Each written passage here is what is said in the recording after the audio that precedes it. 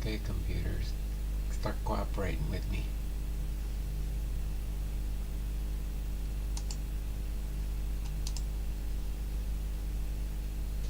Boom! I'm back! Hopefully. We'll see how we do today. But I'm back! Hold on a second. Let me get my computers operational here. Hopefully. I see some people chiming in and stuff. Hold on. I'll catch up to the chat in a minute as soon as I get my computers cooperating. Hopefully you all are having a wonderful Friday, this 5th of January. We're going to be doing our Hall of Fame Friday. It's been a while. But hopefully we can make it through. We'll see.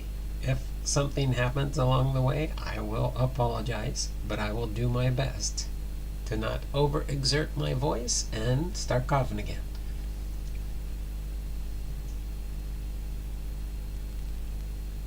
Yeah, I seen that there, Tim. I had seen an alert on that earlier today, before I came live. So that was pretty interesting. Okay, come on now.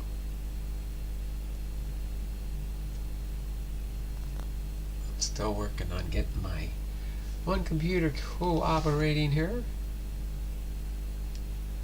Looks like the first one in the live was 2 o'clock, Bernie H, back on the top there.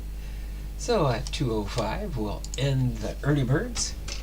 2:05 we'll end the early birds and get into our programming as scheduled today. Hopefully you all are having a great Friday, and it's glad to be back with you again. Very much so. You wouldn't know how much so. I do not enjoy being sick, that's for sure. Of course, I don't know anybody. I don't know anybody that wants to be sick. Unless they're a sick individual. Does that make any sense? Come on, Blum. No. Oh, there we go. I see it now. So hopefully we can get it to load up here. I can get back to the main screen here. And then I'll start going through the list here. What do we got?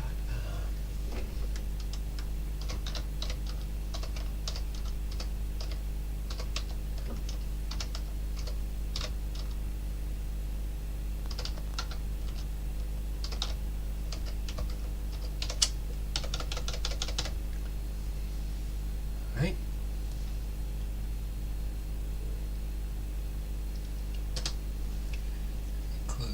Close captioning here. Let's keep this going here. Move that up one more time there. Almost there. My computers are not cooperating quite today. We're getting there. It says 12 watching now. Started streaming 4 minutes ago. Cool. 11. Wow. We got 11 people watching. 12, 11. 11 or 12. One person just left. Oh, that gives me up-to-date info down there as it happens. All right. So let me do live chat there. Let's scroll up here. We'll get ready. Let's get into our commercials real quick, and then I'll go through and log everybody in for their entries, and then we'll get into the rest of our content for the show today. All right. Let me look through the chat real quick up to where we left off. We got Bernie H here saying hello, Donald. Boomslang saying yo, God is great. Hi, Don. Matty Ice Cards, hello. God is great, Bernie. Bernie H, Boomslang. God is great, Boomslang. Bernie H, Titus. Welcome back, Don. Hope you and the wife are feeling better. We are. My wife's feeling much better than me still. She got sick first, and then I got sick from her, I think. But then, yeah. I think it was just a glorified type cold. It went through a cycle with me, and then it started all over again. But I think I took some more TheraFlu last night, and I think I might have nipped it in the bottom. I sure hope so, because I feel a lot better today. Especially I took an awesome hot shower last night and cleared out my sinuses as much as I could. Get the warm moisture into the lungs and stuff, and it's always good to take a nice hot shower to get rid of some gunk you have. But yep, Boomslang Titus, welcome back down. Hope you're feeling better. Yes, Boomslang. Hey guys, Bernie H. Matter or Mater? Maddie. Okay, God is great, Maddie. Bernie H. Big great, big great. Donald from Chuck Dupree's in the house. Maddie Ice, Bernie H. Chuck, Maddie Ice, Chuck, Jay's Mix, Dragon Fan Tim, who is here. Got you there. Saw that one earlier. Bernie H. Big Ray. Hi Mickey, Tim, Chuck, Lockin' 99's in the house. There we go. Dragon Fan Tim. Hi, Chuck Dupree. Hey Lockin', Jason, Lockin' 99. Cards in my car with our Posada. Hope everyone is having a great day. Posada. And I think we're pretty much almost caught up. Who is Ken? Oh, Titus. Ken is Titus, or God is great. There we go. Titus, aka God is great. Mark, laugh out loud. Hunter Busher, Bernie H, and Big Ray's ball cards. Alright, I'm going to scroll back up to the top here. I'm going to do our commercial real quick here. We did already start, but I have nobody signed up yet, so you have another month to think about it. If you do sign up, even if it was today, you won't be charged till February 1st, or the first working day in the month, is the way that usually goes. But usually Patreon will process things through on the first of the month. So no new takers for the new Patreons, but that's fine. Again, for those that might be out there and are already Patreons, you could always switch over and give one of these other tiers a try, and then you could always switch back if you don't like what they look like when you get them.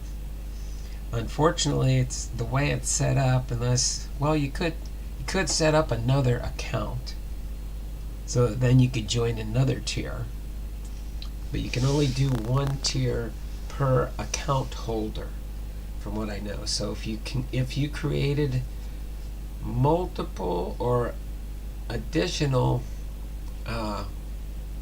Patreon accounts that you're using, then you could sign up for more than one tier on somebody's Patreon channel. Okay?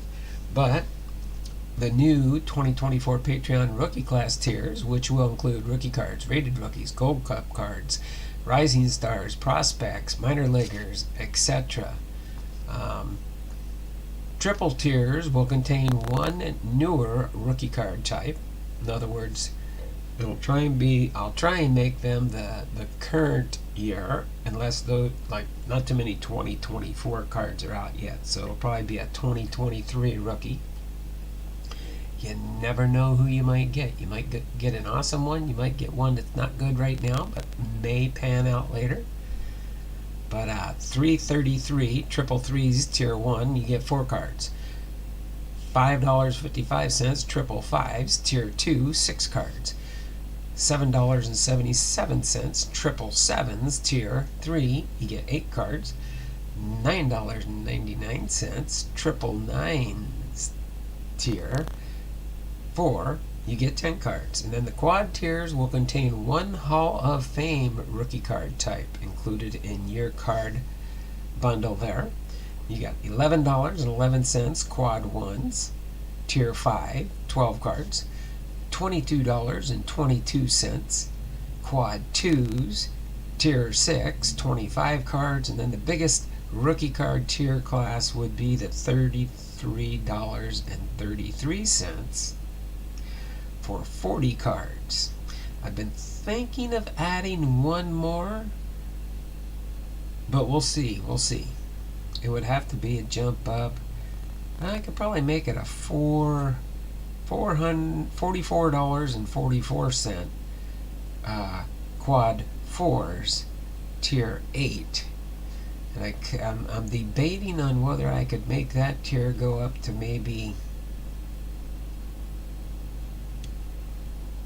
probably 55. Maybe 55 cards if I decide to do that one. If anybody's interested in a $55 or $44.44 quad 4s tier 8, just let me know and I'll create that tier. We'll go with that and see if that's a doable faction also. But that's what our new 2024 rookie card class tier levels are. So we do have this here.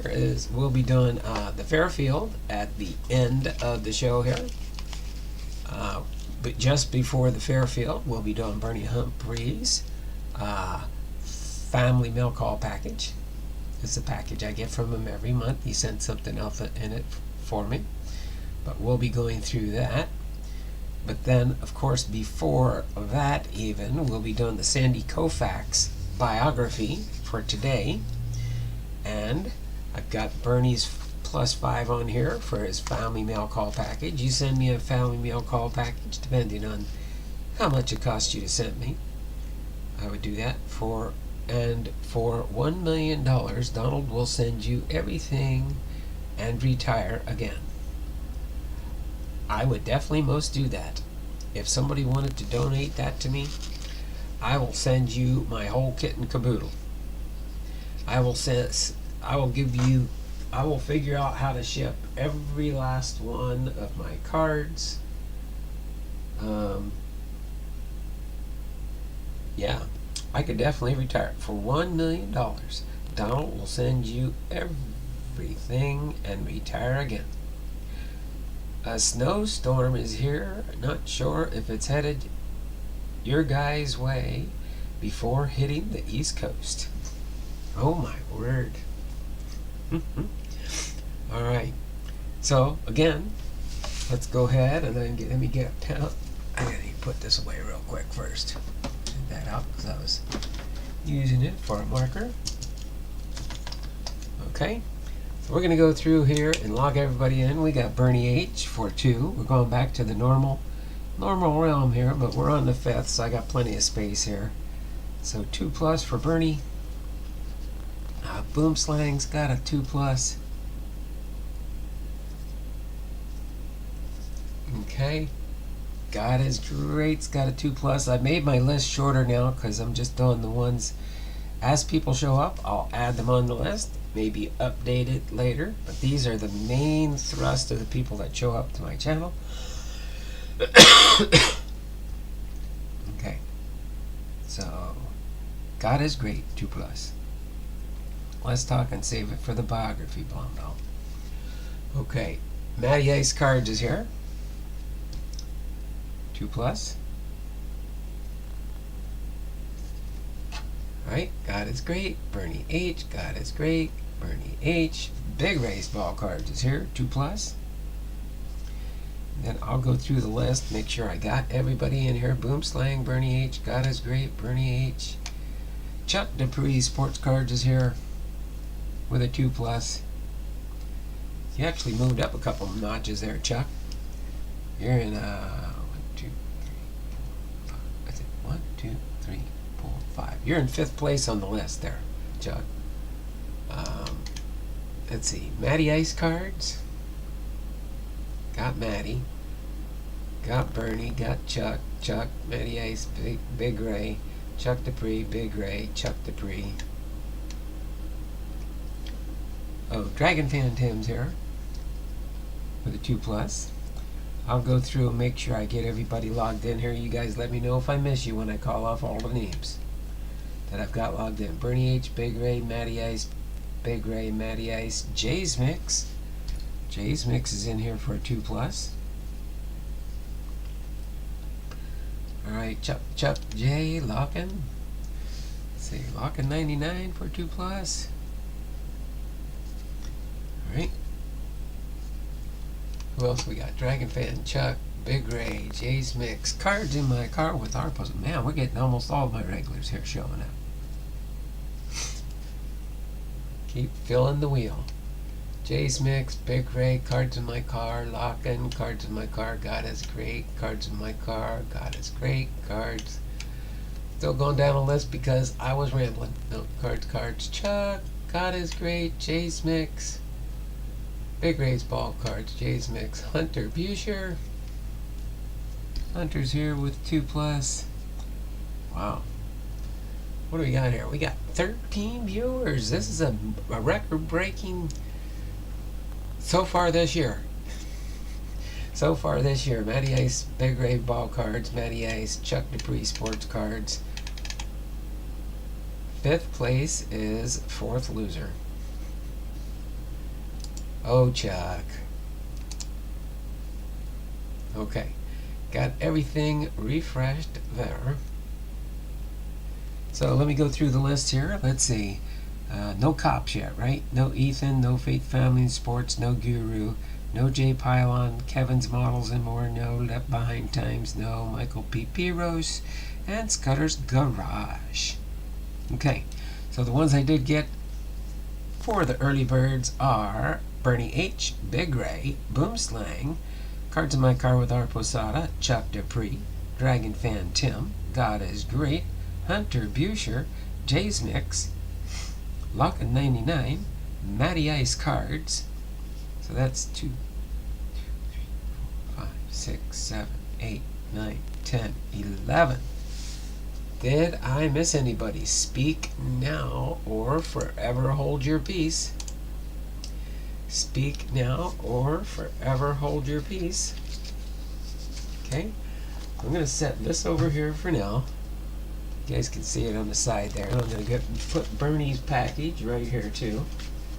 Oh, just to give you a heads up, because I ended up getting sick, I didn't process anything, but I will be getting, I did get a few packages out, but I will finish the rest of the Patreons this weekend, and everybody and the December prizes. As far as the January Christmas card giveaway, that's going to be on Tuesday. Okay, so that'll be on Tuesday coming up, just so everybody knows. So, I think I got a Snow Way. No way. I don't like snow, Maddie. Alright. So, that marks everything up there. What we're going to do next is we're going to do trivia. And then after we do the trivia, we will do Sandy Koufax's biography, okay? We got a bunch of trivia to catch up on, so we can have some fun with some trivia. And I will let you guys know my word. Oh, there we go. It does tip. I just wasn't pushing it back enough. Since I haven't done anything this week yet, I did do a Friday and Saturday, didn't I? I think so. But we're going to get caught up here. We're going to get caught up here for the trivia for 2024. So this is the first one. So this first one is going to be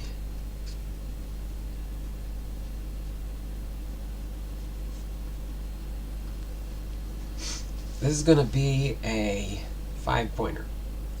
This first trivia will be worth 5 points, whoever answers it correctly first. Okay, so the first one's going to be a 5-pointer. So our January 1st, New Year's Day, birthday celebrants are Hank Greenberg, Tim Keefe, Lamar Hoyt, and Earl Torgerson. Let me get a sip of water quick.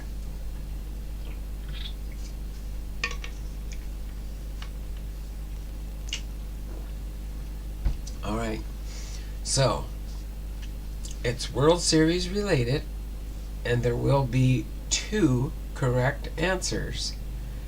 The first person getting the 2 correct answers will get 5 entries in the January giveaway. So World Series related. Oh, let me get it in the chat so you know when to start guessing.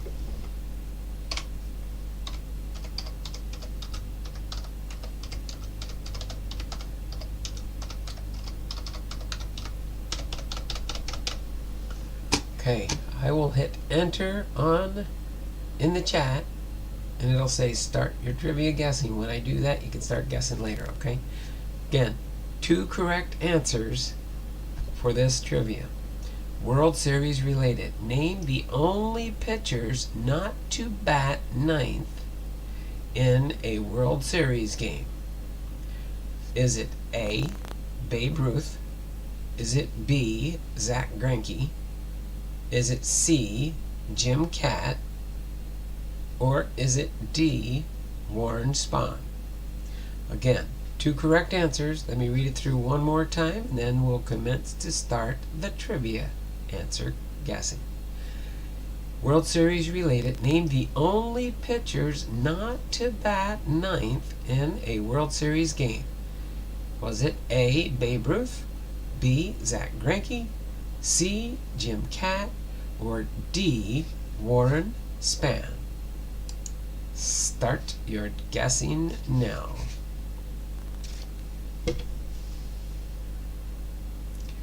Lockin 99, you got it right. Stop your guessing. Lockin got that one right.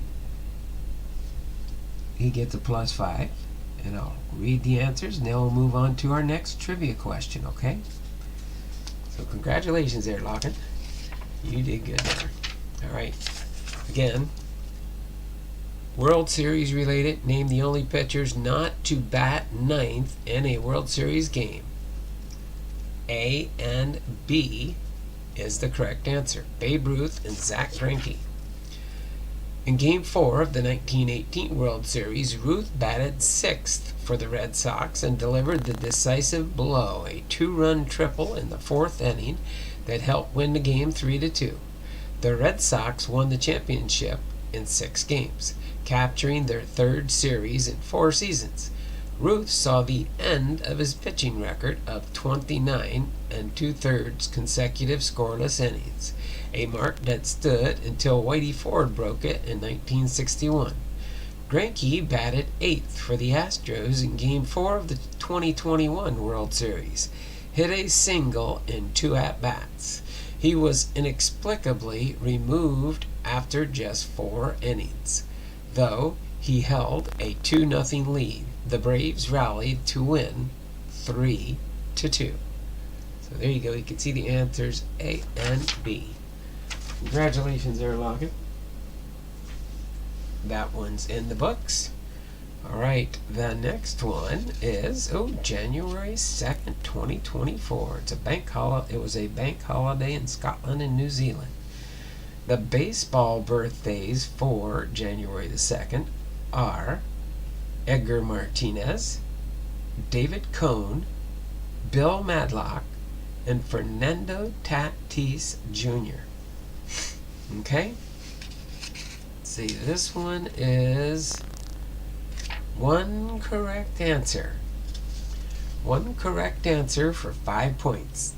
Whoever guesses the correct answer first gets 5 entries. So baseball by the letters. How many pitchers whose last names begin with M have won 30 or more games since 1900? Oh, I've got to get this ready.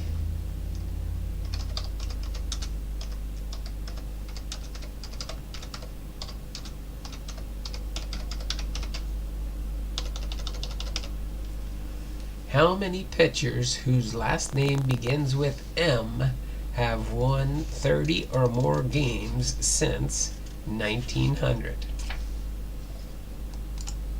Okay, start your trivia guessing now.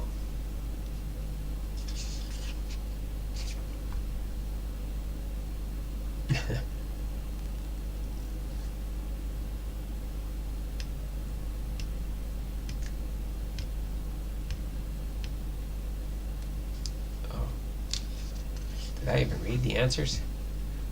Yeah. A is 1, B is 2, C is 3, and D is 7. And Matty Ice Cards got that one right with 3. 3. Matty Ice Cards, you got that one. Sorry, I was a little off on that one, but you guys were all guessing, so I must have, maybe I just missed it myself. Sometimes I can do that. So it was C3, and let's see what the answers were there, or what the answer is there. It says, how many pitchers whose last names begin with M have won 30 or more games since 1900? Was it A1, B2, C3, and D7? It was C3, and the answer is as follows. The last time a pitcher won 30 games was in 1968, more than half a century ago, when Denny McLean won 31 and lost 6 for the World Series winning Tigers. More than half a century before McLean, Joe McGinty won 31 in 1903 and 35 in 1904. His Giants teammate, Christy Mathewson, did it 4 times, in 1903, 30, 1904, 33, 1905, 31, and peaking with 37 in 1908. So there you go. Baseball by the letters. All right. So we'll take a little bit of break on this one, but on Wednesday, January the 24th, January the 3rd in 2024, the baseball birthdays were Darren Dalton, A.J. Burnett, Luis Soho, and Gary Lavelli. Gotta pop in the chat here. I keep forgetting to do that sometimes. Gotta get back in the swing of things, Blomdahl. And it's just a baseball quote from Baseball and Literature. And the quote is, since baseball time is measured only in outs, all you have to do is succeed utterly, keep hitting, keep the rally alive, and you have defeated time. You remain forever young. Sitting in the stands, we sense this, if only dimly. The players below us, Mays, DiMaggio, Ruth, Snodgrass, swim and blur in memory. The ball floats over to Terry Turner, and the end of this game may never come. That quote is from Roger Angel, The Summer Game, 1972. There we go. All right. Now let's see this next one for yesterday, the 4th of January. We're going to go all the way through the weekend, just so you know. Quotes for 5, John. No. We don't do quotes for 5. Nice food for thought there, Mark. All right, so awards. This will be another 5-pointer, and there's only one correct answer, so whoever gets the correct answer first gets the 5 entries. Okay? So, awards. How many players won multiple MVP awards in the 1940s? Sorry.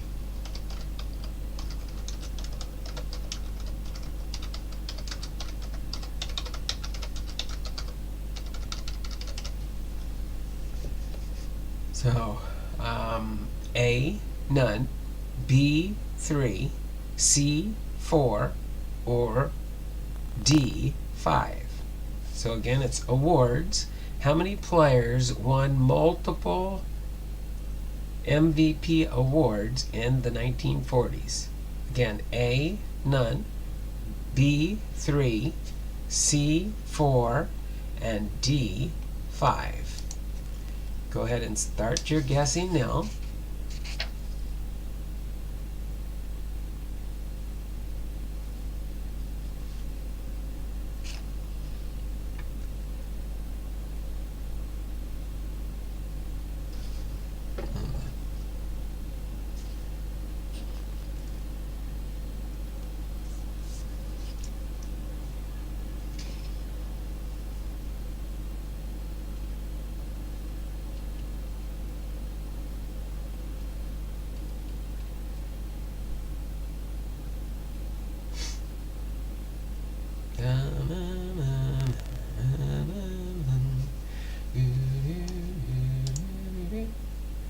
can't see Robert's there. It's behind the little heart. It's behind the little heart. I gotta move him up.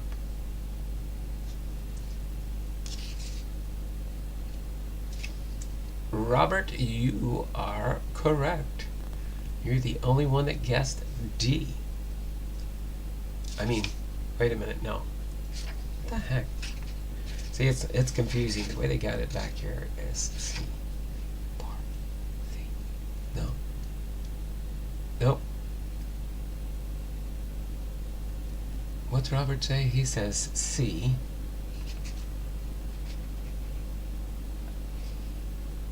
Oh yeah, Robert got it right. He said C. C is 4, which is the correct answer. Okay. Sorry, you got that one, Robert. Stop your guessing now. So, cards in my car, you got that one, right? We go through, and I'll read through the answer real quick here, and then we'll move into today's trivia. So, awards. How many players won multiple MVP awards in the 1940s? Yeah, somebody had to win. We covered all the bases. Yep, you had A, you had 3, you had B. Some chose the number of, but yeah, it was 4. So C, 4, Yankee center fielder Joe DiMaggio won the award in 1941 and 1947. Cardinal left fielder Stan Musial won it 3 times in 1943, 1946, and 1948. Tiger pitcher Hal Newhouser snatched MVP honors in 1944, 1945. And the Red Sox left fielder Ted Williams copped the award in 1946 and 1949. So there we go. 4 players won multiple MVP awards in the 1940s. Congratulations there, Robert. Man, Cards in My Car with Art Posada, you've been following me for years. I really do appreciate that. I know sometimes you go on spurts. Things come up in life. Can't expect people to show up every time and stuff, but I do enjoy your faithfulness there, Robert. Just so you do know. Alright? So, our next one for today, Friday, January 5th, the baseball birthdays for today are Ben Johnson, Charlie Hope, Earl Batty, and Danny Jackson. Alright, let me get this ready here for Start Your Guessing.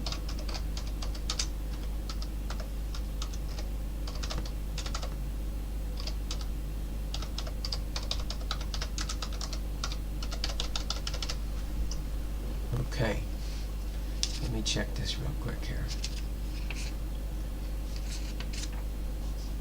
Alright, this one is, again, 1 correct answer. 5 points for the win.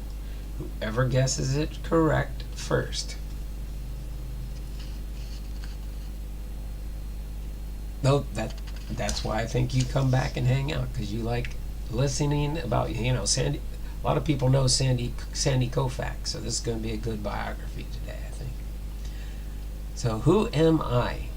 I pitched the 3rd no-hitter of my career on July 1st, 1951, tying the record of 2 greats from the distant past. Who am I? A. Johnny Vandermeer, B. Claude Passot, C. Dizzy Trout, D. Hal Newhouser, or E. Bob Feller. So, who am I? I pitched the 3rd no-hitter of my career on July 1st, 1951, tying the record of 2 greats from the distant past. A. Johnny Vandermeer, B. Claude Passot, C. Dizzy Trout, D. Hal Newhouser, or E. Bob Feller. Start your guessing now. Big Ray, you nailed it right off the button there. Big Ray, you get a +5. You got that trivia there, Big Ray. It was Bob Feller. Always liked Bob Feller.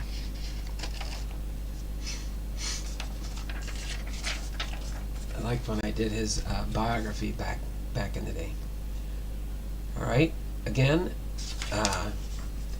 I pitched the third no-hitter of my career on July 1st, 1951, tying the record of two greats from the distant past. And it was Bob Feller.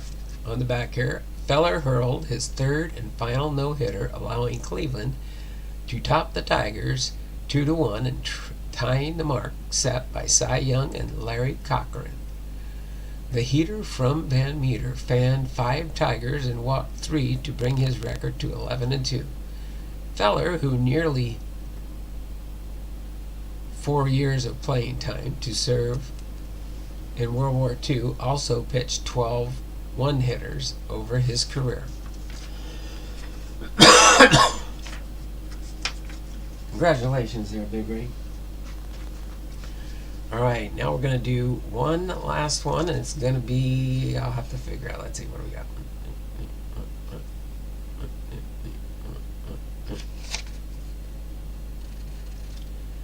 Okay, this one here, you're going to have to follow some rules for me.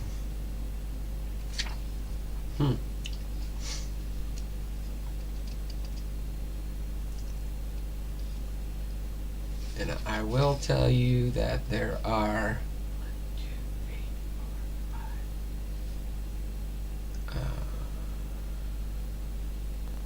there's 6 answers but 5 teams.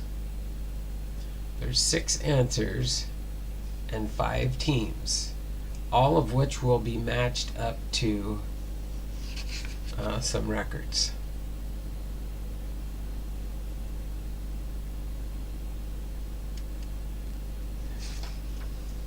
Okay, so I'm going to give you a heads up on this one, because this one I'm going to make, it's going to be worth it. It's going to be worth it. So follow the rules and you'll make me happy, so I don't have to try and search for everything. This one will be worth 10 entries. 10 entries if you can get all 6 answers matched up with the 5 teams. So in other words, one team is probably going to be listed twice. For obvious reasons, when I read the question, you'll understand. But 10 points for the first person that could get the correct 6 answers. Okay? So it's entitled... Did I read the birthdays? I don't know. Let's do the birthdays quick and then I'll do the trivia. Saturday birthdays: Early Wynn, Ralph Branca, Don Gullett, Norm Charlton. Sunday birthdays: Johnny Mize, Francisco Rodriguez, Alfonso Soriano, and Tony Congliero. Yeah, I'm going to do that so you'll have time to match things up. So put on one side of the paper, and I want your answers to be the number first, followed by the letter. Okay, the number first, followed by the letter. Okay, the number first, followed. So you put on the left side of your piece of paper 1, 2, 3, 4, and 5. 1 through 5. Okay, and then on your other side of your paper that you're going to have to match up the team with the records. A, B, C, D, E, and F. Okay? So I'll do it one more time, then you guys can write what other helps you want to put on there to get your answers formulated correctly. And we will give more time for this one. And we'll see how long we go today. Alright, so baseball history: match the teams with the 6 best regular seasons. Oh, let me do this again.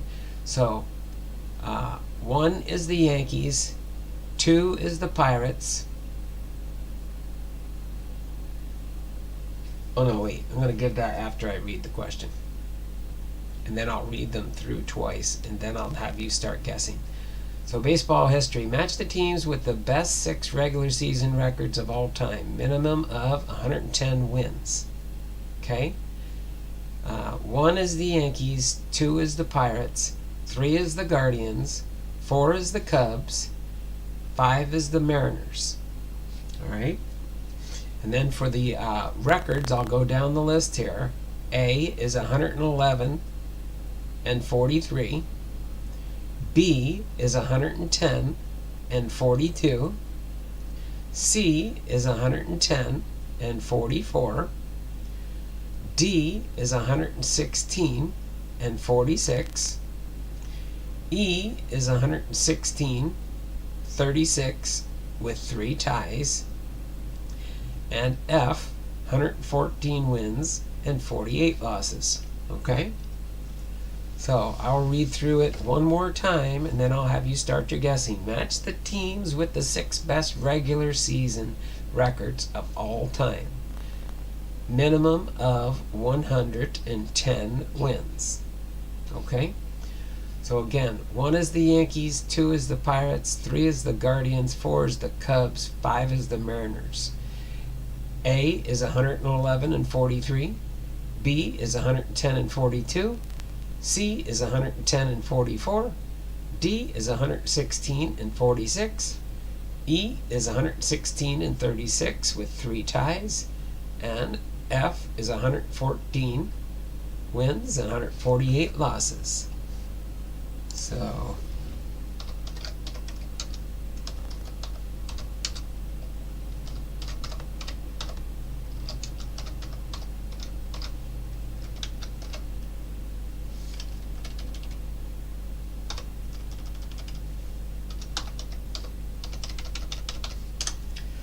okay, start your guessing now.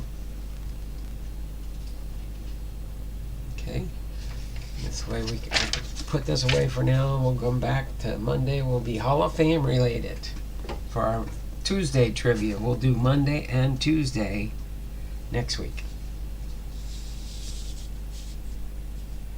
Okay.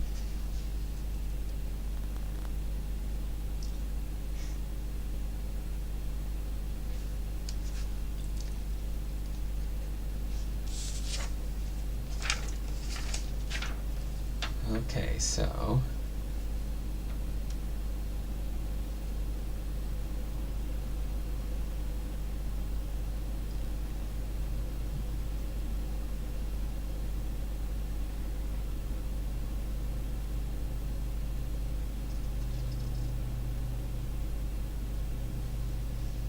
so far Locken's got one in here. He's got 1A, 2C.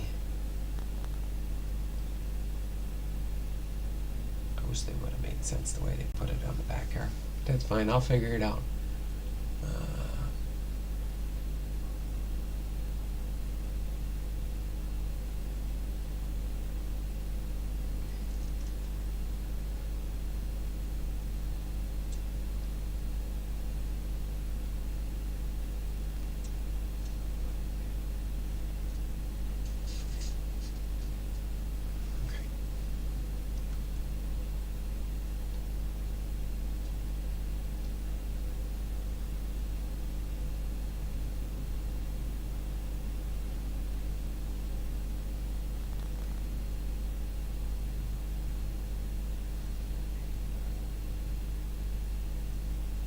So far, Locken's got 2. I'm still trying to verify the rest. So where do I get? They got this set up.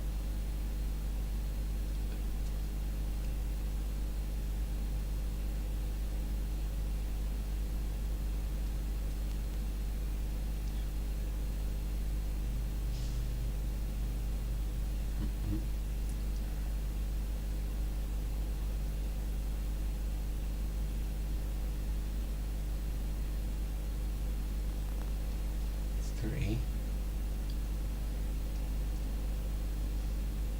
4. So far, Locken's got 4.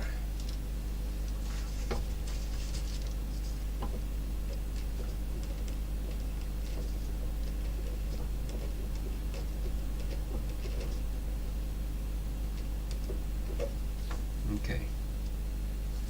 Locken's got 4. What do we got here next is... Oh, what happened to Big Ray?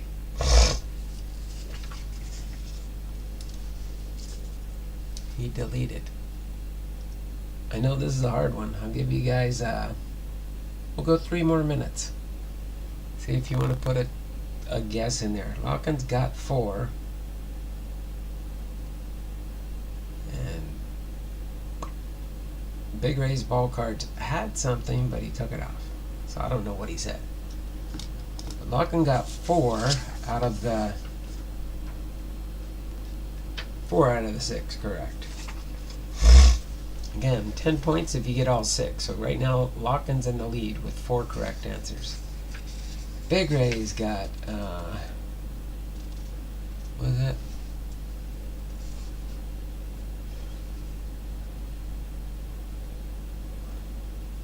Okay. A. Yes. 3A. Big Ray's tie.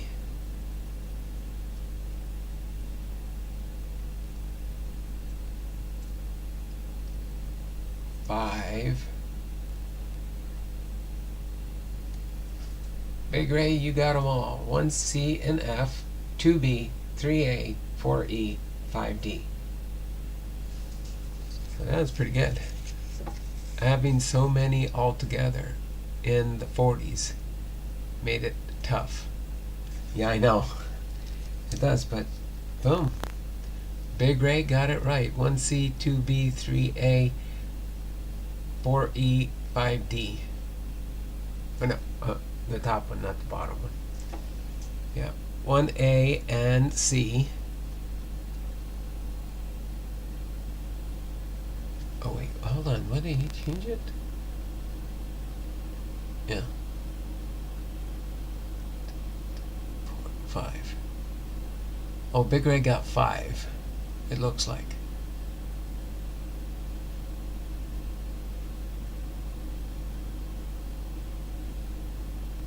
Okay, so 1 CF. Oh yeah, 1, 2, 3, 4, 5, and 6. Yes.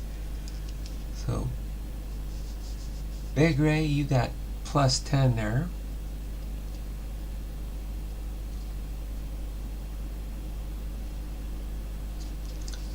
All right, and Locken got 4. I'm gonna give Locken a 4 for that one, for that valiant effort. Alright, so here I'll read through the answers just so you can see them on the back here. They got 4E. Hold on a second, let me get this switched over here so we can see. I can see where I'm holding it. 4E, 1906, 765. 2B, 1909, 724. 3A, 1954, 721. 5D, 2001, 716, 1C, 1927, 714, and 1F, 1998 with a 704. So thanks for participating in the trivia, everybody. I'm going to set this off to the side right now. I do have a few cards for Sandy Koufax after we get done his. I like that top card I'm going to show you when we do finish his bio. But I do have a few cards for Sandy Koufax, and I know I have more, but they're not all my Hall of Fame cards. That's another project, hopefully this year, to catch up on a lot of my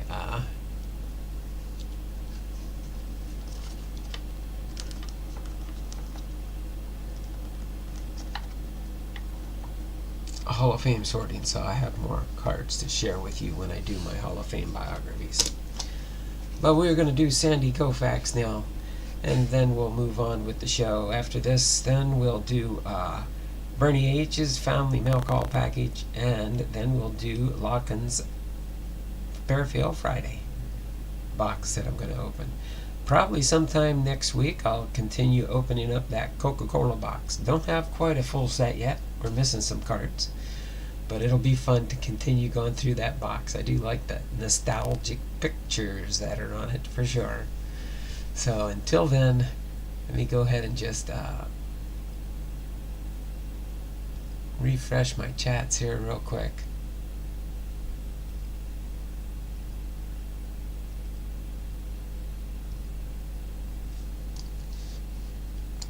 know I'm up to date everywhere.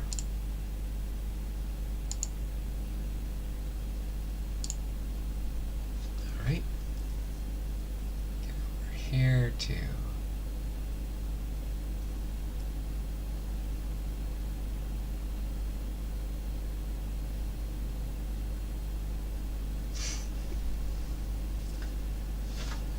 Sandy Koufax's biography here.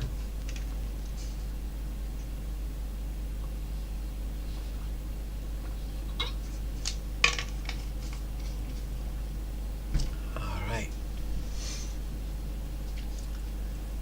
So Sandy Koufax, Sanford Koufax, was born December 30th, 1935, nicknamed the Left Arm of God, and Dandy Sandy is an American former baseball pitcher who played 12 seasons in Major League Baseball for the Brooklyn/Los Angeles Dodgers from 1955 to 1966, widely regarded as one of the greatest pitchers in baseball history.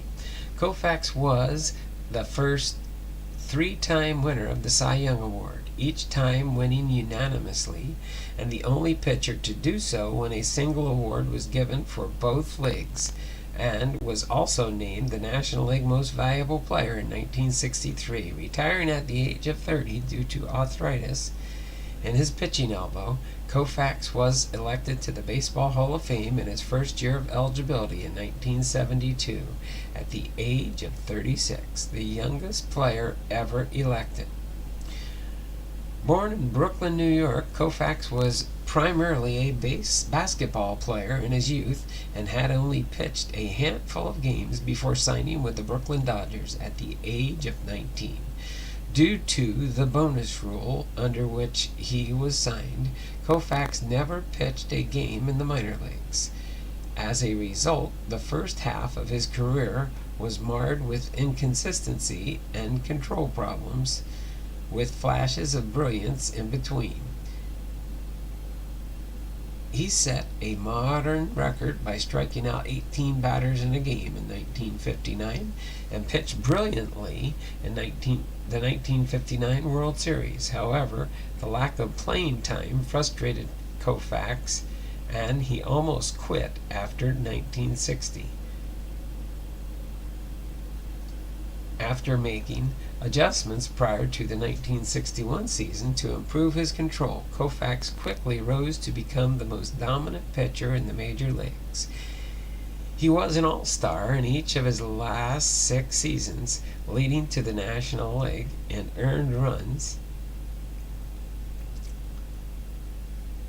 average of each of his last 5 years, in strikeouts 4 times, and wins and shutouts 3 times. He was the first National League pitcher in 20 years to post an earned run average below 2, doing so 3 times, and the first to record a 300 strikeout season 3 times, including then Major League record of 382 in 1965. Koufax tied his own record of 18 strikeouts in a game in 1962, and later became the first pitcher to record 3 immaculate innings. Koufax won the Major League Triple Crown 3 times, leading the Dodgers to a pennant in each of those years.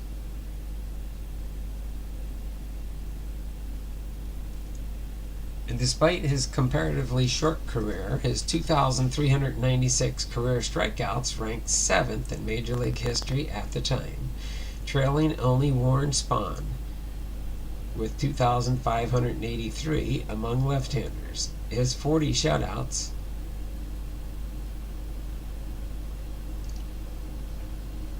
were tied for 9th in modern National League history. He was the first pitcher in history to average more than 9 strikeouts per 9 innings pitched, and the first to allow fewer than 7 hits per 9 innings pitched.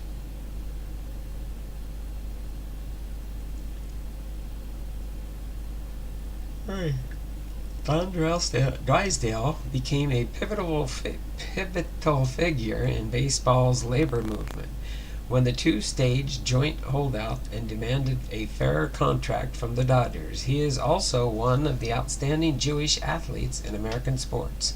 Koufax's decision not to pitch Game 1 of the 1965 World Series because it fell on a Jewish holiday, Yom Kippur, like Hank Greenberg before him, garnered national attention and made him an icon in the American Jewish community.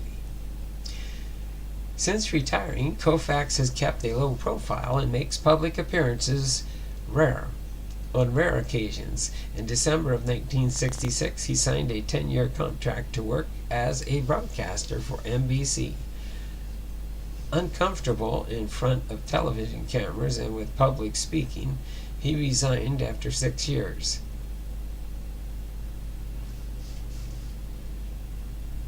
In 1979, Oh no, I'm still trying to catch up on sleep.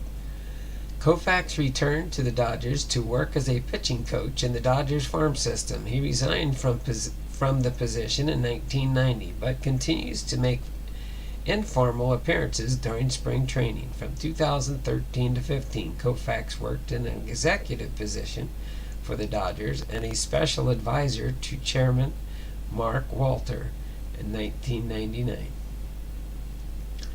And he was named to the Major League Baseball All-Century team. His number 32 was retired by the Dodgers in 1972 and was honored with a statue outside the center field plaza of Dodger Stadium in 2022. That same year, Koufax became the first player to mark the 50th anniversary of his election to the Baseball Hall of Fame.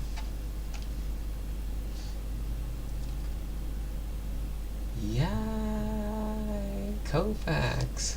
Love Koufax. Zach Sports Card. Hey Don. Hey Zach. How you doing? Thanks for popping in the stream. Hey, I will. Alright. There, I think I'm caught up there. Thanks for popping in, W Vogs and Zach. Appreciate y'all being here. As far as his early life, Koufax was born in Sanford, Braun on December 30th, 1935, to Evelyn Nee Lichtenstein and Jack Braun in Borough Park, Brooklyn. His parents divorced when he was 3 years old. The son of a single working parent, he spent most of his childhood in the with his maternal grandparents. Evelyn, an accountant, eventually remarried when her son was 9 years old to Irving Koufax, an attorney whose name Sandy Chuck. Koufax also had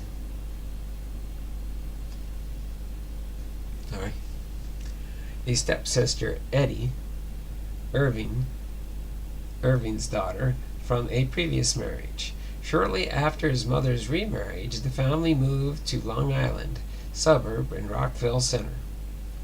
The day after Koufax graduated from 9th grade, in June of 1949, they moved back to Brooklyn, studying the neighborhood of Bensonhurst.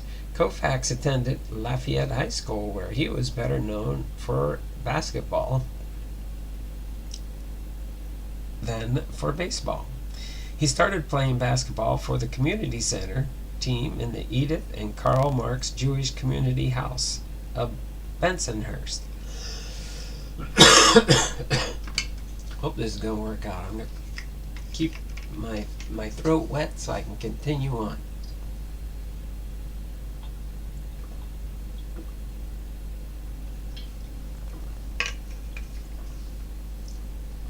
If not, I'll just muddle through the biography as best I can here. Maybe might have to make a few shortcuts. Koufax attended Lafayette High School. Did that all in 1951, at the age of 15, Koufax also joined a local youth baseball league known as the Ice Cream League, playing for the Tomahawks. He started out as a left-handed catcher before moving to first base. He joined Lafayette's baseball team as the first baseman in his senior year at the urging of a friend, Fred Wilpon. While playing with the high school team, he was spotted by Milt Lurie, a newspaper delivery man and baseball coach, who was the father of two Lafayette baseball players. Lurie noticed Koufax's strong throwing arm and recognized he might be able to pitch.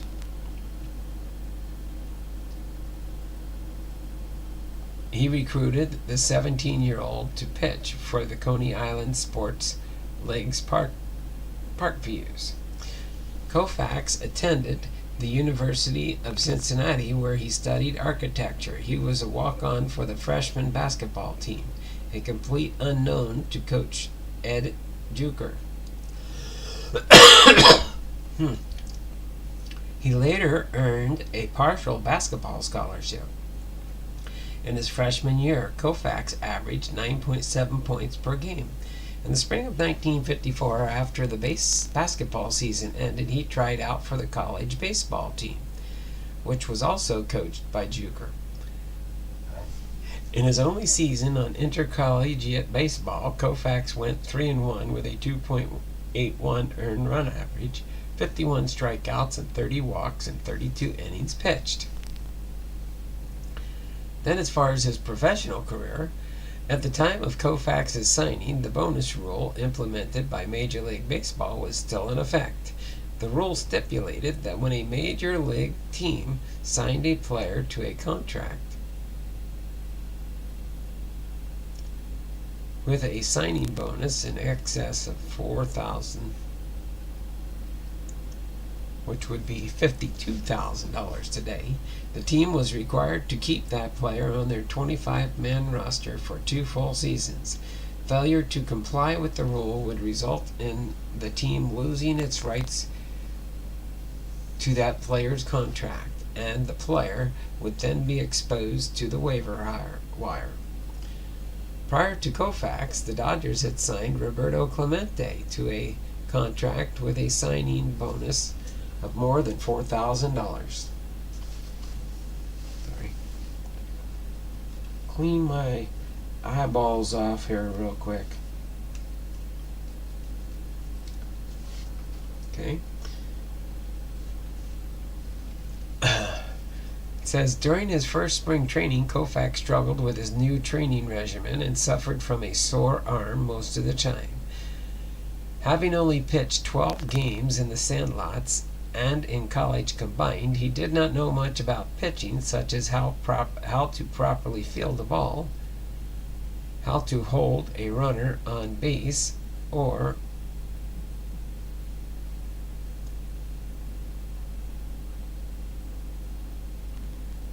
the only signs I knew were 1 finger for fastball and 2 for a curve.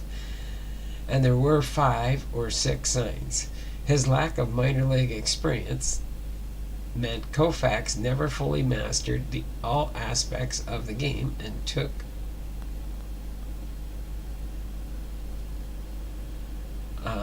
a lot longer to develop as a pitcher. As far as his early years, 1955 through 60, having injured an ankle in the last week of spring training, Koufax was placed on the disabled list for 30 days, and he would be activated by the Dodgers on June 8th to make room for him. They optioned their future Hall of Fame, and he would be activated by the Dodgers on June 8th to make room for him. They optioned their future Hall of Fame manager, Tommy Lasorda, to the Montreal Royals. Lasorda would later joke that it took one of the greatest left-handers in history to keep him off the Dodgers' major league roster.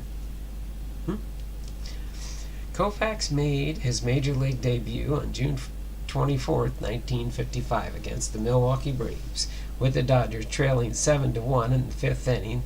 Johnny Logan, the first batter Koufax faced, hit a bloop single. Eddie Matthews bunted back to the mound, and Koufax knew the ball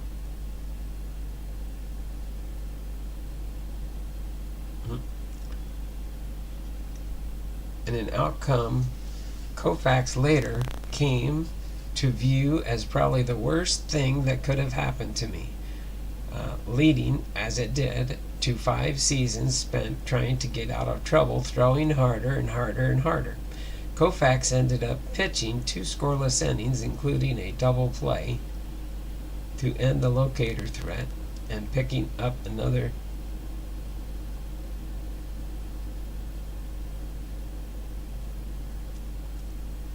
and was the first in franchise history. However, Koufax did not appear in the series. During the fall, he had enrolled in the Columbia University School of General Studies, which offered night classes in architecture. In the final out of Game 7, Koufax went straight to Columbia to attend classes.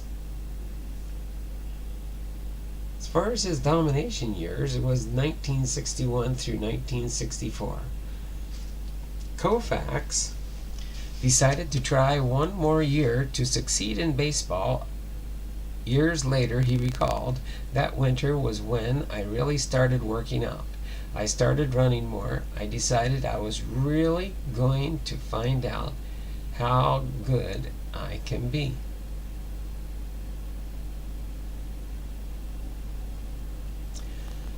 During the off-season, Koufax underwent a tonsillectomy due to recurring throat issues, and as a result reported to the spring training. Koufax underwent a tonsillectomy and reported to spring training to get into the best shape of his life. From then on, he made it a point to report to spring training under his playing weight. During spring training, Dodger scout Kenny Myers discovered a hitch in Koufax's windup, where he would rear back so far he would lose sight of the target. As a result, Koufax tightened up his mechanics, believing that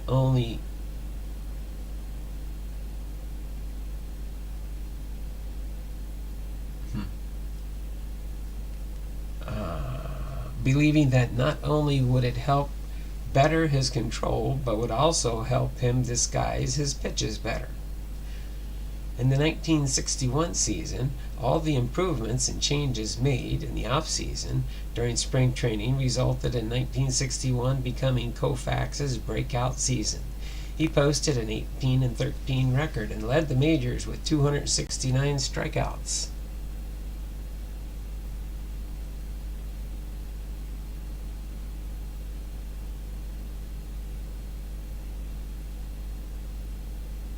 Oh, wow. That's neat there, W-Bugs. W-Bugs said, his manager, I think, once said, "Sandy, you're dandy, you're a Jewish Walter Johnson." He went to the same high school as my grandfather, but they didn't know each other. That is cool. That season also marked the first time in his career that Koufax started at least 30 games, 35, and pitched at least 200 innings, 255.2. He lowered his walks allowed per 9 innings from 5.1 in 1960 to 3.4. In 1961, he led the National League with strikeout.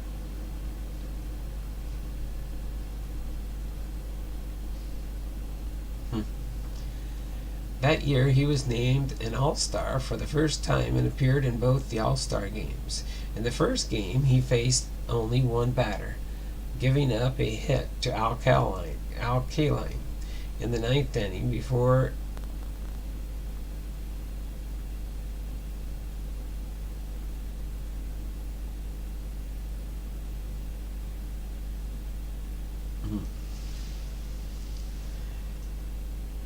That year, he was named in the All-Star and first appeared in both All-Star games. In the 1962 season, the Dodgers moved from the Los Angeles Coliseum to a football stadium which had a 250-foot left field line, an enormous disadvantage to left-handed pitchers, to the pitcher-friendly Dodger Stadium.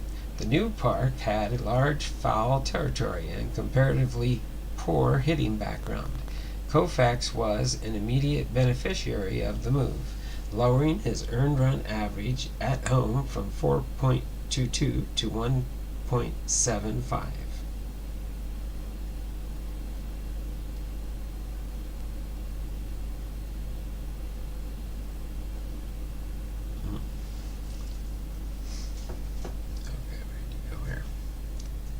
There, in the 1963 season, Major League Baseball expanded the strike zone as a way to combat what they perceived as too much offense.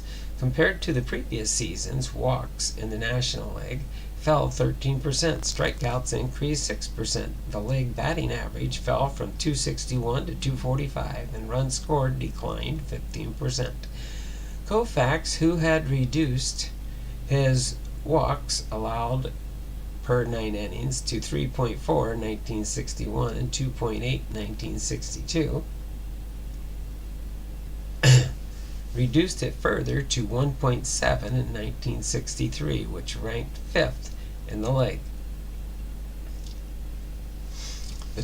The top pitchers of the era, future Hall of Famers Don Drysdale, Juan Marichal, Jim Bunning, Bob Gibson, and Koufax himself significantly reduced their walks per 9 innings ratio for 1963 and subsequent years. 1964, Koufax's 1964 season started with great expectations. On April 14th, he made the only opening day start of his career, pitching a 4.0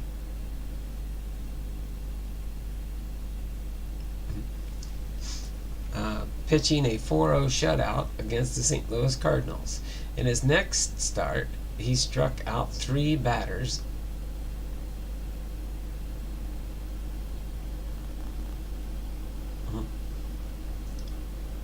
On April 22nd in St. Louis, however, Koufax felt something let go in his arm during his first inning, resulting in 3 cortisone shots in his sore left elbow and 3 missed starts.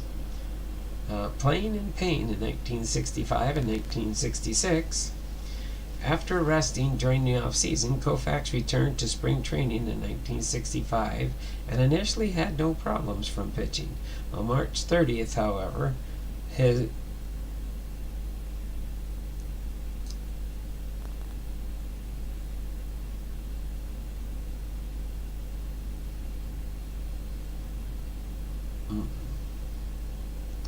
he returned to Los Angeles to consult with Curlin, who had warned him that he would eventually lose full use of his arm if he continued to pitch. In 1965, despite the constant pain in his pitching elbow, Koufax pitched a Major League leading 335.2 innings and 27 complete games, leading the Dodgers to another pennant. Koufax captured his second unanimous Cy Young Award and was runner-up for the National League MVP awards, behind Willie Mays. As far as perfection, on September 9, 1965, Koufax became the 6th pitcher in the modern era and the 8th overall to throw a perfect game.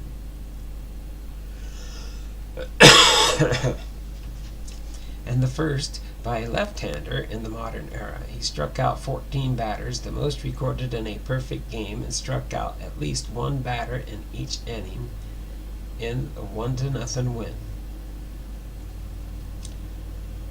As far as his holdout in the offseason prior to the 1966 season, Koufax and Drysdale met separately with general manager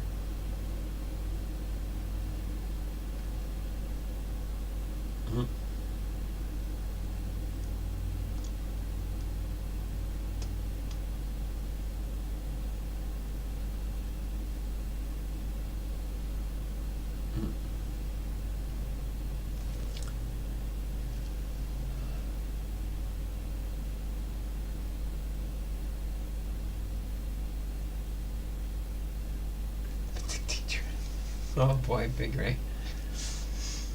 Alright. So, hold on a second here. I gotta take a second. everything's getting blurry on me again. I don't know if it's my eyes starting to water up from the tail end of my cold. Hold on a second. We're on the holdout, right? In the off-season prior to the 1966 season, Koufax and Drysdale met separately with general manager Buzzy Bavasi to negotiate their contracts for the upcoming season. Koufax already harbored ill feelings toward Bavasi, which dated back to a contract dispute prior to 1964 season. After this meeting, he met Drysdale and his wife Ginger for dinner, irritated that Bavasi was using his own teammate against him in the salary arbitrations. Drysdale responded that Bavasi had done the same thing with him. The two compared notes on their separate negotiations, realizing the Dodgers general manager had been playing one pitcher against another. Ginger Drysdale, who had previously worked as a model and actress, once a member of the Screen Actors Guild, suggested that they negotiate together in order to get what they wanted. Hence, January 1966, the pair informed the Dodgers of their decision to hold out together.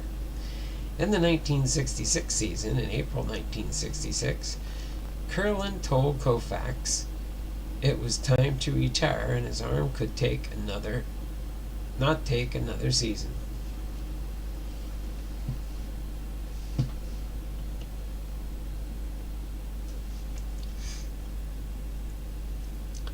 Alright. In the final game of the regular season, the Dodgers had to beat the Phillies in order to win the pennant. In the second game of a doubleheader, Koufax faced Jim Bunning for the second time that season. On 2 days' rest, Koufax pitched 6-3 complete game victories to clinch the pennant. The Dodgers went to face the Baltimore Orioles in the World Series. As Koufax had pitched the pennant clincher just 3 days earlier, Walter Alston was reluctant to start him in Game 1 of the World Series against the Baltimore Orioles for what would have been 2 consecutive starts and 2 days' rest. Instead, Drysdale started Koufax's place. He proved to be ineffective, however, recording only 6 outs and losing 5-2. Game 2 marked Koufax's third start in 8 days. Despite being fatigued, Koufax shut out the Orioles for the first 4 innings. However, 3 errors by the Dodgers center fielder Willie Davis in the 5th inning produced 3 unearned runs. Alston lifted Koufax at the end of the 6th with the idea of getting him extra rest before a potential 5th game. Instead, the Dodgers were swept in 4 games. Claude Osteen and Drysdale both lost by a score of 1-0, games 3 and 4 respectively, with the offense failing to score a run after having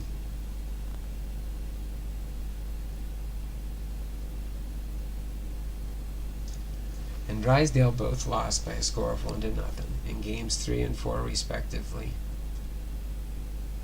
And then, with the offense failing to score a single run after having scored just 2 in Game 1. Then on to his retirement. On November 18th, a few weeks after the 1966 World Series, Koufax announced his retirement from baseball in a press conference at the Beverly Wilshire Hotel. During the press conference, Koufax gave constant pain in his pitching arm and the treatments that were required to make it possible for him to pitch regularly as the season for ending his career at age 30, saying, "I've got a lot of years to live after baseball, and I would love to live them with complete use of my body. I don't regret 1 minute of the last 12 years, but I think I would regret 1 year that was too many." As far as some of his statistics and achievements, in his 12 seasons Major League career, Koufax had a 165 win and 87 loss record with 2.76 earned run average, 2.3 2,396 strikeouts, 137 complete games, and 40 shutouts. He was the first pitcher to average fewer than 7 hits allowed per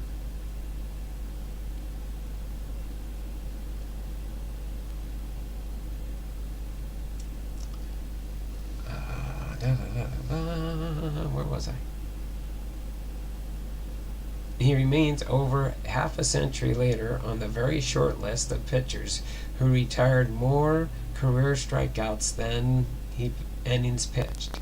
Koufax became the first pitcher in baseball history to have 2 games with 18 or more strikeouts, and the first to have 8 games with 15 or more strikeouts. He also set a then record of 97 games with at least 10 strikeouts.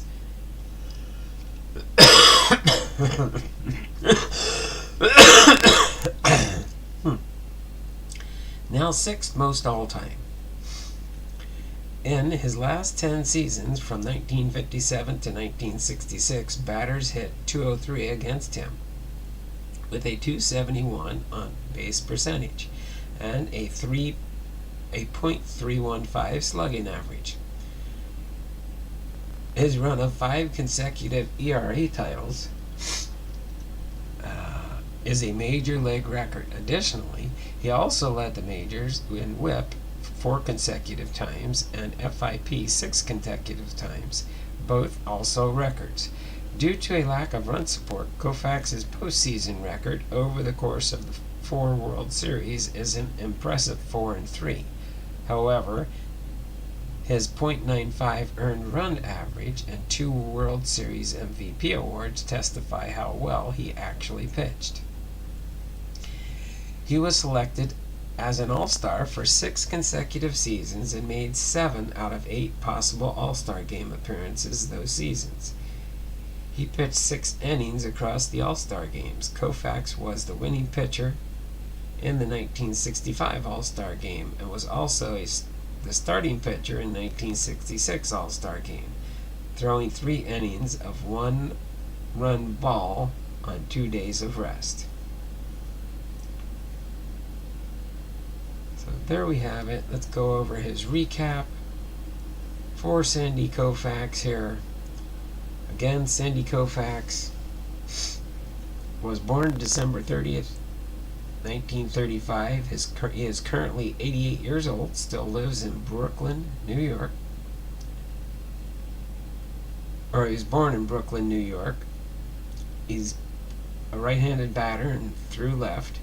His MLB debut was June 24th, 1955 for the Brooklyn Dodgers. His last MLB appearance, October 2nd, 1966 for the Los Angeles Dodgers. His MLB statistics: win-loss record 165 and 87, earned run average 2.76.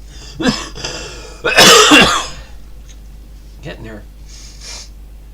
And 2,396 strikeouts.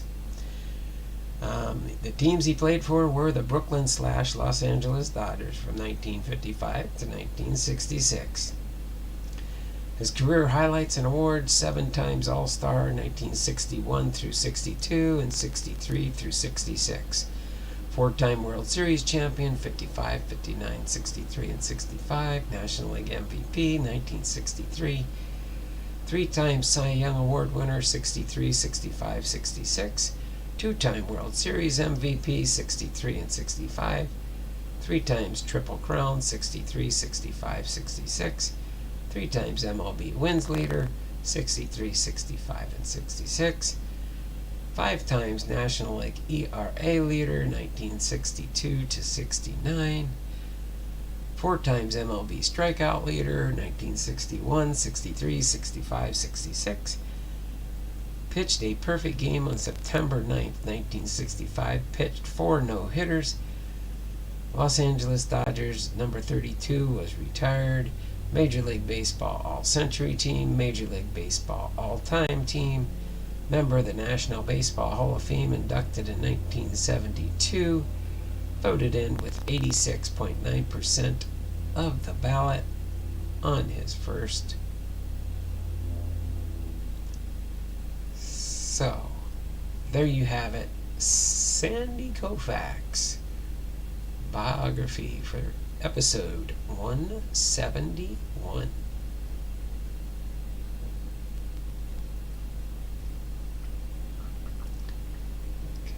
Get my computer back up and operational here. And why did you open? I didn't tell you to.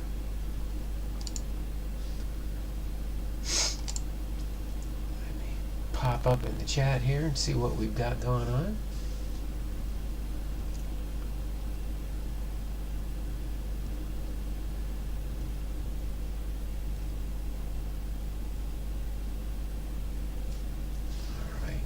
Look, and I'll never forget the first time we met, but I'll keep trying. Time for the paper rub, Don. Yeah. That's what I forgot. That's what I should have done. It probably would have helped me last couple nights. Why did I not think of vapor rub? That is silly. I'm being silly to myself. I could rub some of that on my throat, put some up near my nostrils. That will clear my sinuses.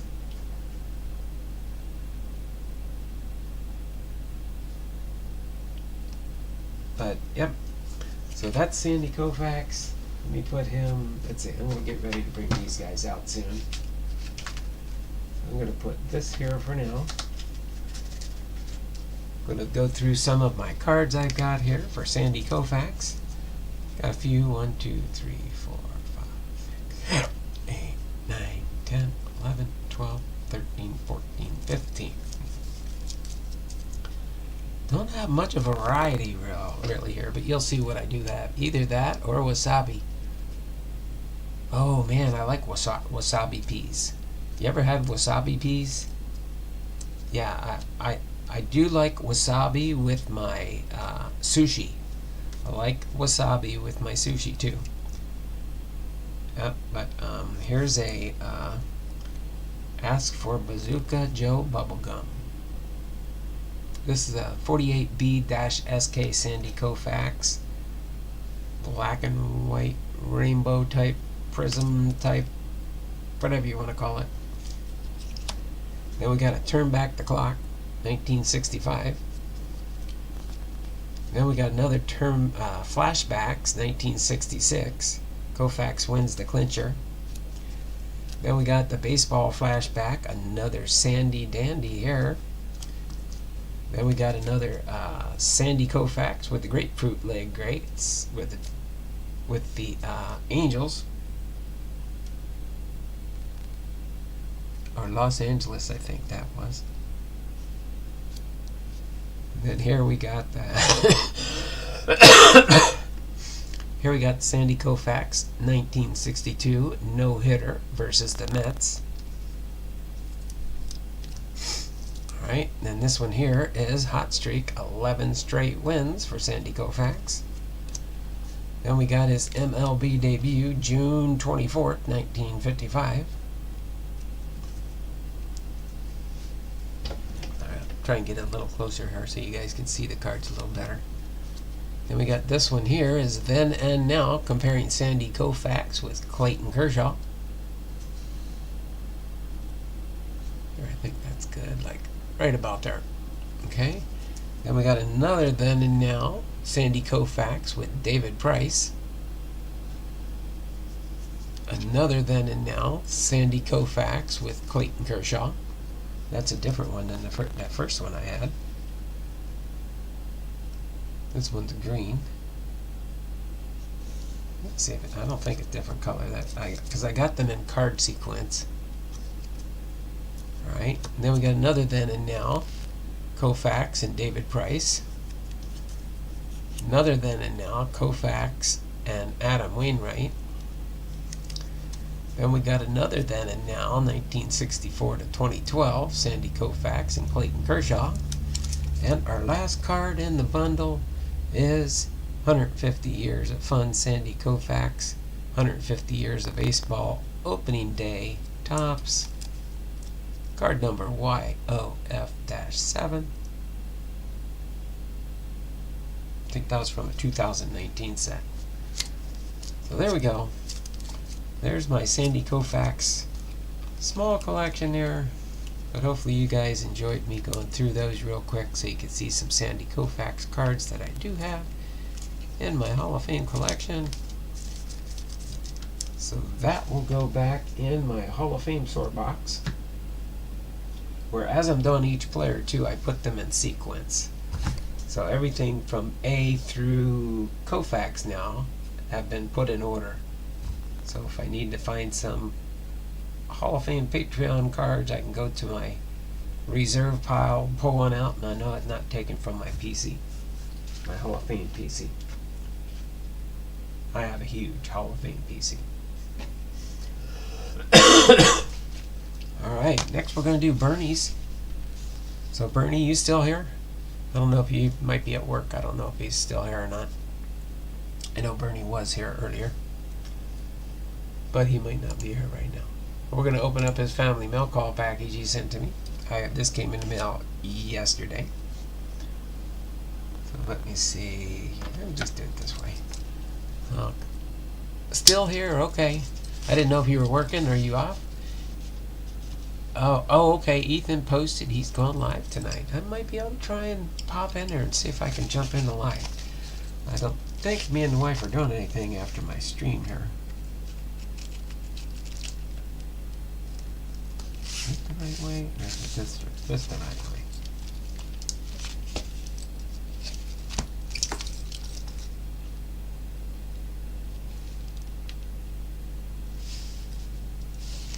You know what? Hold on a second.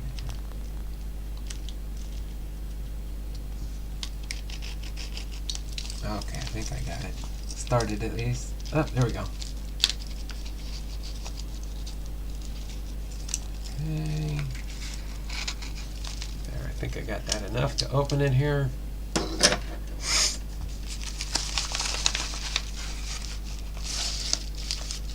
There we go. We got a team bag here. Looks like the rest of the bag is empty inside.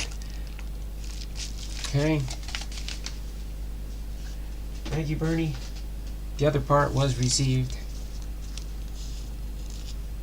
Just so you do know. I think you probably figured that out by now. So let's see what we got here. It looks like we've got a Allen and Ginter Robbie Ray card. Let's see if we can get this open here. I might be able to salvage this blue tape for a couple of eBay orders. We'll see. Oh, no problem, Bernie. Yep, like I said, I will be try and get all the Patreon packages all finished up.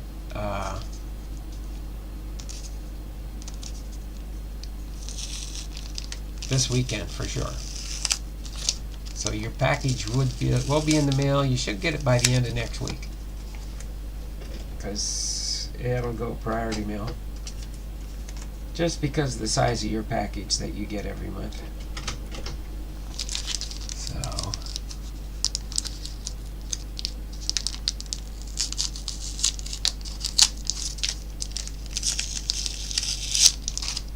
okay. I think I got one more here.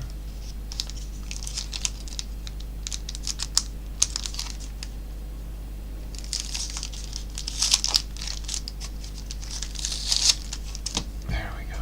I got enough for probably 8 eBay orders have that salvaged blue tape, painter's tape. Okay, which way is this open? Oh wait, I think I see something here. Maybe. Oh, there we go. There we go. I got it.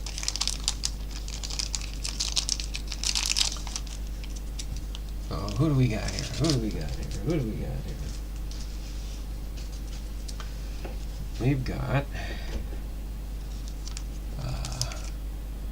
Ooh, and it's a Ginter back. The Robbie Ray is a Ginter back. Then we got a Yusei Kikuchi. We got a silver foil for a Tom Murphy. That one looked different.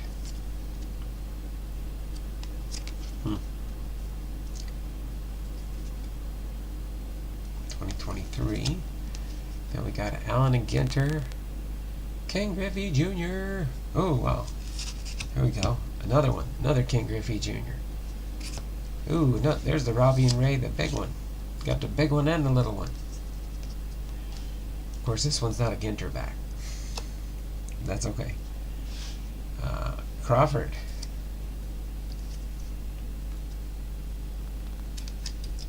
Kikuchi, Murphy, Crawford, Robbie Ray. These will go in a different spot here. Probably swap that one out for a tobacco sleeve. Jared Kelnick, Jose Caballero, Juan Den, and Luis Castillo. There we go. Oh, these are high numbers.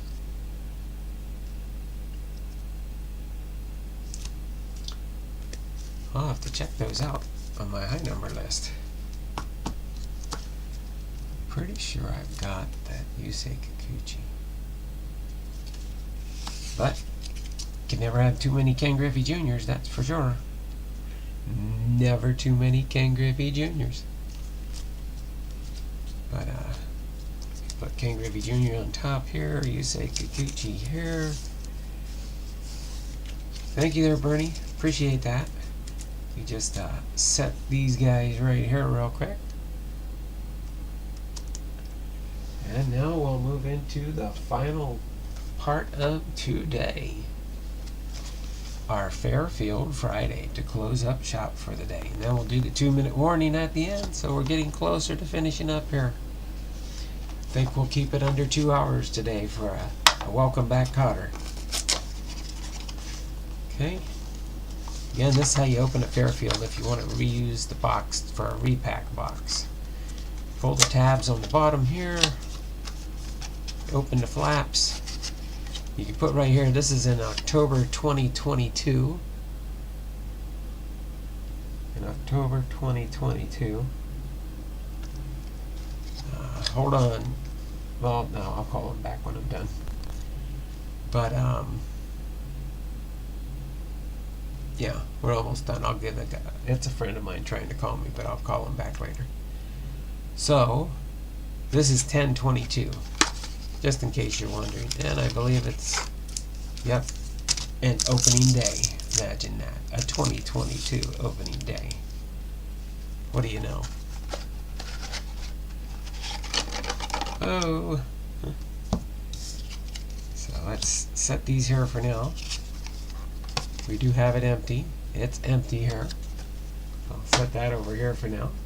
For our repack box for my Patreons coming up here and later this week or weekend. Uh-oh, a year to remember. 1952, a year to remember. That kind of fell out there. So we'll finish up this box real quick and see what we find in here. See if we can find a hit. I don't see any thick card in here that I can see, but we got a 1990 score. Greg Hibbert with the White Sox. A Mike Marshall with the Dodgers. Ed Martell, right-hand pitcher for the Yankees. Know where I might be able to find a home for that one. Oops. We'll see if we find any of those 2017 All-Star Game cards. Bowman's Best, Brad Fulmer with the Montreal Expos. And who do we got here? We've got Ryan Zimmerman with the Washington Nationals. And we've got 2021 rookie pitchers for the Miami Marlins. Rookie. I'll have to check those, see if there's any rookies in there. Xander Bogaerts with the Red Sox. Lucas Giolito with the White Sox. Shout out to Chuck. Chicago Cubs team card. Rick Ruschel with the Giants. Shout out to Cards in My Car with Our Posada. Charlie Hayes with the Giants. Jim Sundberg with the Rangers. Carmelo Martinez with the Padres. Shout out to Kevin's Models and More. Mike Maddox with the Phillies. Steve Buechele with the Rangers. Dave Island with the Yankees.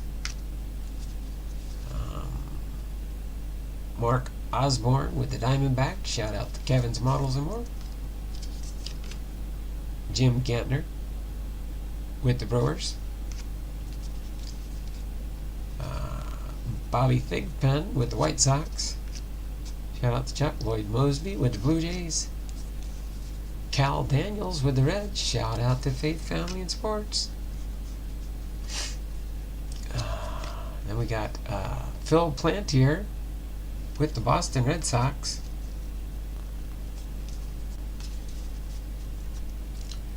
Raul Mondesai with the Dodgers. Ozzie Guillen with the White Sox. Jeff Reardon with the Red Sox. Gary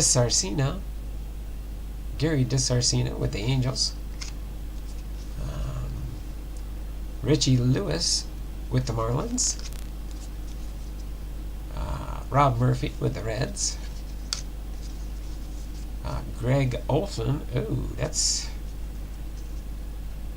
looks like a Tiffany card. Yep, this is a Topps Tiffany card.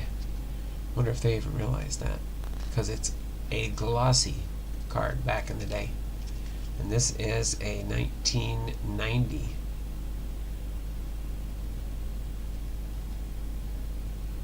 This is a 1990 Topps Tiffany. Gotta set that aside. Ooh, we got two. And a Mike Scott with the Astros. Tiffany. Andy McGaffigan with the Expos. Jack Clark with the Padres. Luis Salazar with the White Sox.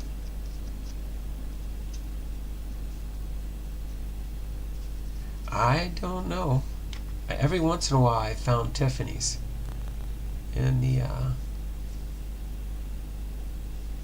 I mean, you can tell because usually it's a not as bright of a yellow on the back, and they are glossy. So I'm pretty sure I've had, believe it or not, I got a whole box of stuff, and I went through and I was like, oh my word, they sent me a whole bunch of Tiffany's. I've since gone through and sold them off, pawned them out, given them away in box repacks. But Bruce Kyson with the Red Sox. Joe Horsluk with the Pittsburgh Pirates.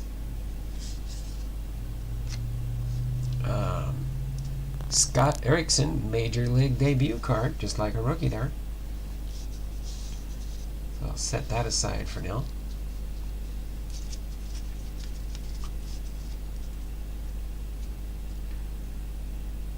Gary Radu with the Phillies. Andy McGaffigan with the Expos. Steve Bedrosian with the Phillies. Glenn Davis with the Astros. What is this one here? Cy Young Award winner Doug Drabek. Oh my word, I like that one. Because Drabek,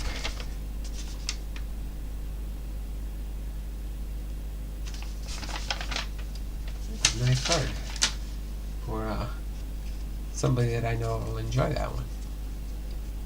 Cy Young Award winner, National League Cy Young Award winner Doug Drabek for the Pittsburgh Pirates. Bernie H., you know anybody that would like that card? Rookie prospect Tom Lampkin.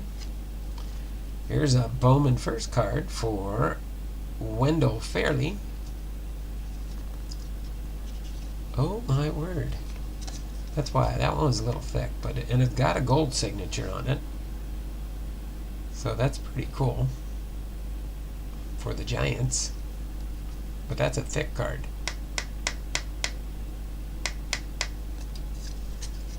But that'll go as in my rookie box for the rookie tiers. Glenn Hubbard with the Athletics, Alan Anderson with the Twins, Dave Hansen with the Dodgers, Rob Maurer with the Rangers, David Justice with the Braves, Mark Langston with the Montreal Expos left-handed pitcher Dream Team card. That's pretty cool. Nice cards in this that you don't normally see in a Fairfield.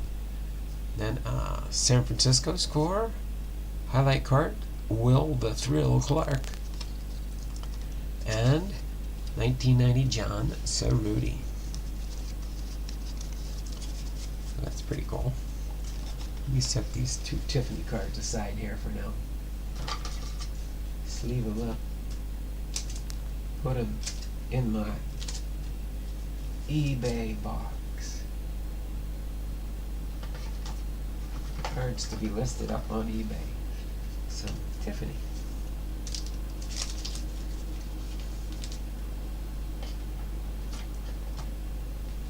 Alright. So, last but not least, now we'll go ahead and wrap things up here.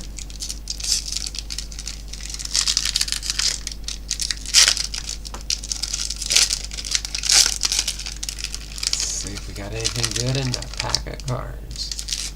Opening day 2022. Any good rookies in 2022? Bo Bichette with the Toronto Blue Jays. Connor Wong with the Red Sox, rookie. Trey Mancini with the Orioles. Billy the Marlin. That goes with my oddball cards. Justin Upton with the Angels. Eloy Jimenez with the White Sox. And Yordan Alvarez for the Astros. I'm here, but letting the kids watch. Oh, there we go. There you go, Titus.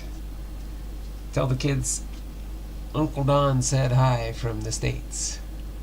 I have that same Bo Bichette in Japan edition as well. Oh, really? Oh, the Bo Bichette.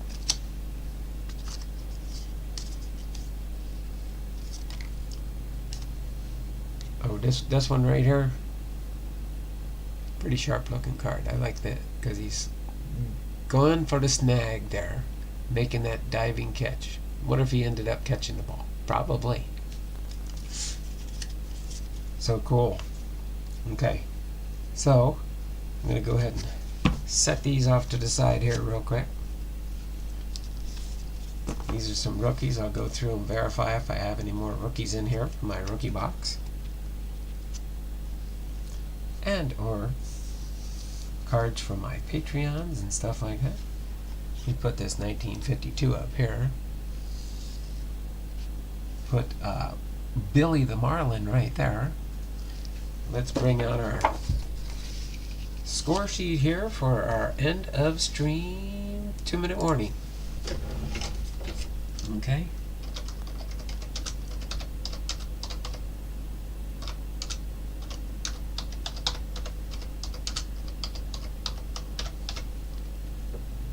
Okay.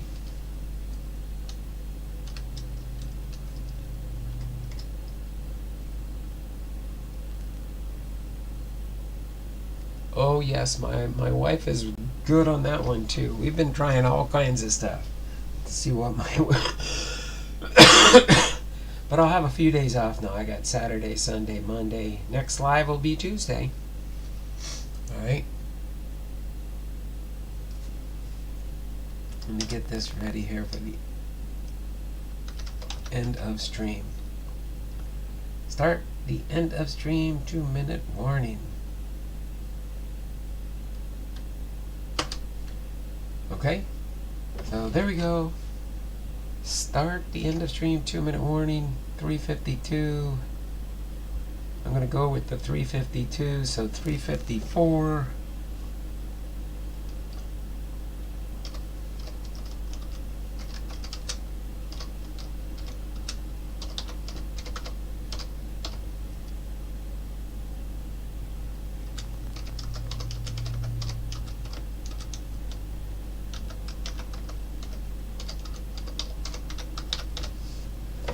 Okay.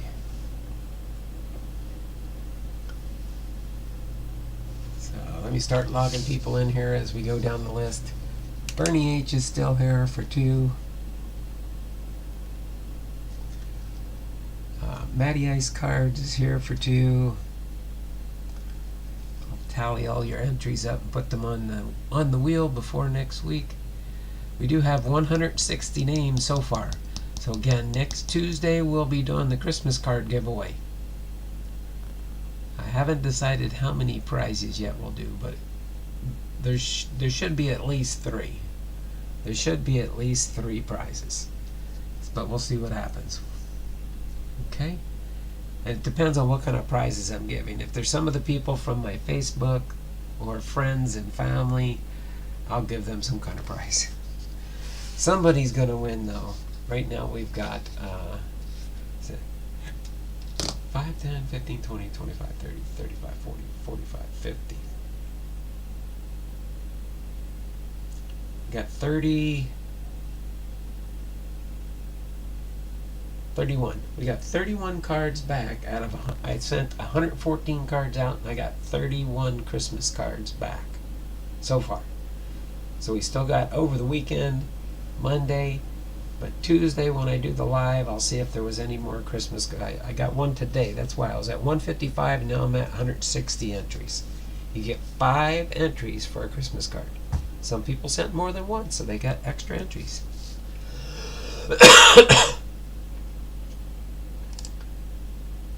There we go. So we got Bernie, we got Maddie, we got Chuck. Chuck gets a 2+. God is Great gets a 2+, or gets 2 more. Big Ray, I already got Big Ray in there. Oh no, 2. Right here. Have a great weekend, Don, and everybody. Another great stream as always. Thank you, guys. Perfect time, and I'm gonna start coughing. I can feel it. But you all take care. This has been fun being back in the saddle again. We'll see you all next Tuesday, 2 p.m. Pacific Standard Time. Again, we'll be doing our next biography, which will be Bowie Kuhn.